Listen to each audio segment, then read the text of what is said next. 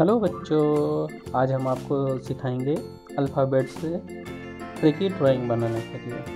अभी A for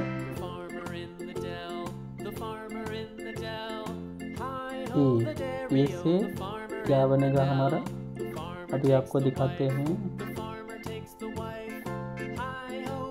ये बन गया हमारा ए, ठीक है। फिर इसको यहाँ से ऐसे हाफ सर्कल लेंगे, फिर इधर से हाफ सर्कल लेंगे, फिर इसको जो है ऐसे इधर ज्वाइन कर देंगे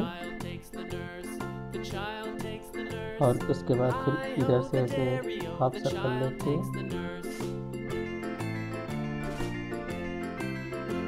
इसको हम ऐसे कर देंगे।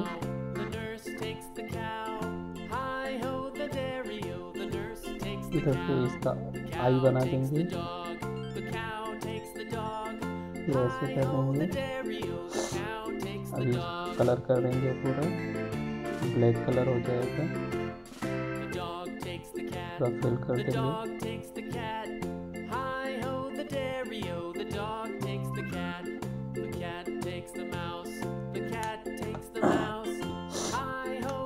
अभी इसको रेड कलर से कर देंगे।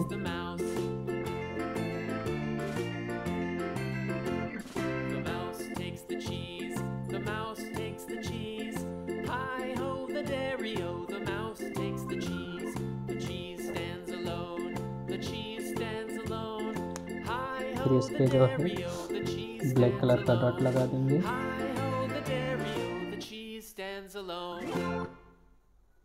ये हमारा बन गया लेडी बग। ये हमने ये